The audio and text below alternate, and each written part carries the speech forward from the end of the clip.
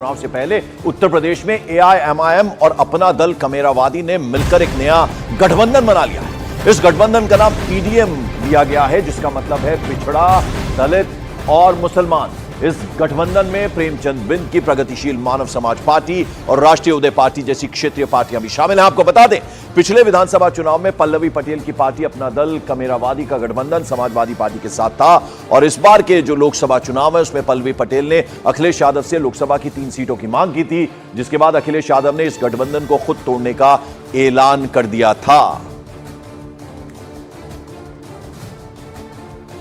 उम्मीद है कि इंशाअल्लाह ताला ये जो पीडीएम बना है सामाजिक न्याय के बारे में, उसको हम उसके साथ रहेंगे एमआईएम पार्टी, और हम लोग इसको आगे लेकर जाएंगे। और मुझे यकीन है कि उत्तर प्रदेश की जनता इस पीडीएम का साथ देगी। आज हम सरकार के खिलाफ, मुख्य विपक्ष के खिलाफ, इन समाजों के ऊपर हो रहे लगातार उत्पीड़न में अपने इस पीडीएम न्याय मोर्चा को लेकर के आपके बीच में आए हैं।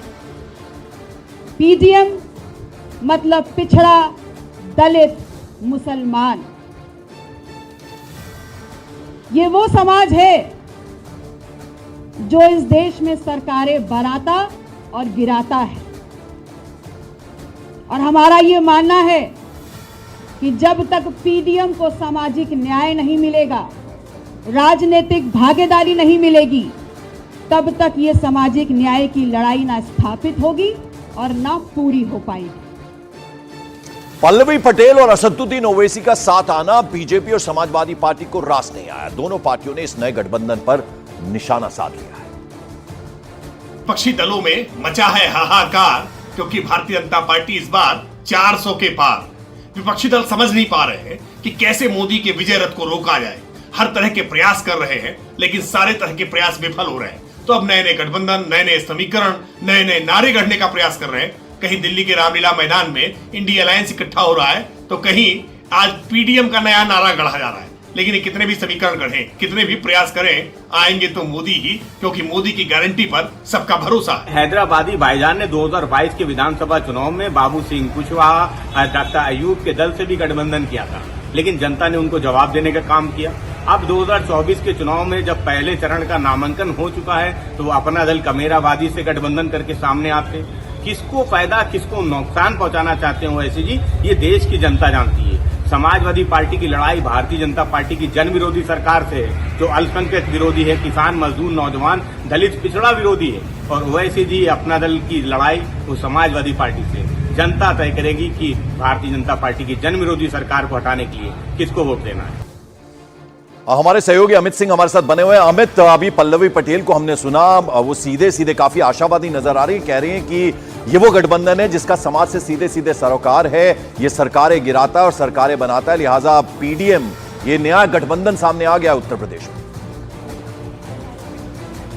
जी हाँ, बिल्कुल पंकज, समाजवादी पार्टी यानी अखिलेश यादव का जो पीडीए का नारा था, पिछड़ा, दलित और अल्पसंख्यक, उस नारे में ए का जो शब्द है उससे पल्लवी पटेल ने कंफ्यूजन में बताया। उन्होंने कहा है कि ए मतलब अल्पसंख्यक भी हो सकता है, ए मतलब अखाड़ा भी हो सकता है। और जिस तरीके से लगातार अखिलेश यादव खुद कई प्रेस कॉन्फ्रेंस में बोले हैं कि ए मतलब अखाड़ा भी है, ए मतलब अल्पसंख्यक भी है। तो इस बार ओवैसी और पल्लवी पटेल दोनों पीडीएम का नारा लेकर आए हैं, पिछड़ा, दलित और मुसलमान की। एम सब से कोई कंफ्यूजन नहीं है, हम मुसलमान को भी उतना ही भागीदारी देंगे और खास तौर से एआईएमआईएम के प्रमुख जहां हो ये सब समझ सकते हैं। तो जो अल्पसंख्यक वोटर हैं 20% के आसपास उत्तर प्रदेश में, उसी को लेकर समाजवादी पार्टी और ये जो नया गठबंधन है एआईएमआईएम और अपना दल के, वो आमने सामने है। सबकी होड़ है कि कौन कितना ज्यादा अल्पसंख्यक वोट बैंक ले सकता है। चलिए, बहुत बहुत शुक्रिया इस अपडेट, इस जानकारी के लिए अमित सिंह आपका।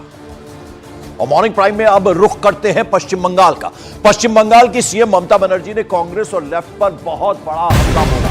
पश्चिम बंगाल के नादिया में प्रचार के दौरान ममता बनर्जी ने कह दिया, कांग्रेस और लेफ्ट पार्टियों को वोट देने का मतलब है बीजेपी को वोट देना। ममता बनर्जी ने कहा कि तृणमूल कांग्रेस राष्ट्रीय स्तर पर इंडिया के साथ है, लेकिन बंगाल में सीपीएम, कांग्रेस, बीजेपी उनके खिलाफ लड़ाई लड़ रहे हैं। इसलिए सीपीएम को वोट देने का मतलब बीजेपी को वोट देना और कांग्रेस को वोट देने का मतलब भी बीजेपी को वोट देना है। यह बड़ी बात कह दी है ममता बनर्जी ने नाडिया की रैली में। অল ইন্ডিয়ার অ্যালায়েন্স আমি তৈরি করেছি, নামটাও আমার দেয়া, ভোটের পরে আমি দেখে নেব। কিন্তু বাংলায় সিপিএম, কংগ্রেস, বিজেপি আমাদের বিরুদ্ধে লড়াই করছে। সিপিএম কে ভোট দেওয়া মানে বিজেপি কে ভোট দেওয়া, कांग्रेस के वोट दिया मैंने बीजेपी के वोट दिया। आशिका सिंह मेरी सहयोगी सीधे हमारे साथ जुड़ रही हैं। आशिका, इंडिया का कोई भी नेता ये कंफ्यूजन दूर नहीं कर पाया। ममता बनर्जी ये बात कह रही हैं, वो कह रही हैं कि हम अगर लोकसभा चुनाव देश के उससे लड़ रहे हैं तो फिर हम एक साथ हैं, लेकिन पश्चिम बंगाल की जहां तक बात है वहां पर बीजेपी को वोट देना हो जाएगा अगर आप कांग्रेस को वोट देंगे, सीपीएम को वोट देंगे। देखिए पंकज, जो गौर करने वाली बात है यहाँ पर वो ये है कि ममता बनर्जी ने शुरुआत में ये कहा है कि इंडी गठबंधन ये नाम मेरा दिया हुआ है और चुनाव के बाद मैं देख लूंगी इस गठबंधन को। मतलब कि चुनाव के बाद गठबंधन की बात को नकार नहीं रही है ममता बनर्जी। लेकिन इस बीच में कांग्रेस और लेफ्ट पर हमला बोलते हुए वो जो कि इंडी गठबंधन का ही हिस्सा है वो साफ कह रही है कि उनको वोट देने का मतलब है कि भाजपा की झोली में वोट जाएगा। पंकज, तो चलिए, ये तो रही राजनीति की बात, लेकिन अब खबर कुदरत के कहर की करते हैं। पश्चिम बंगाल के जलपाईगुड़ी में आंधी तूफान ने जबरदस्त तबाही मचा दी है। जिले के अलग अलग हिस्सों में आंधी के चलते बड़े बड़े पेड़ उखड़ गए। तूफान की चपेट में आने से डिस्ट्रिक्ट में 5 लोगों की मौत की भी खबर है। देर शाम मुख्यमंत्री ममता बनर्जी जलपाईगुड़ी के हालात का जायजा लेने और प्रभावितों से मिलने पहुंची। उन्होंने इस दौरान उन इलाकों का भी दौरा किया जहां तूफानी हवाओं ने तांडव मचाया।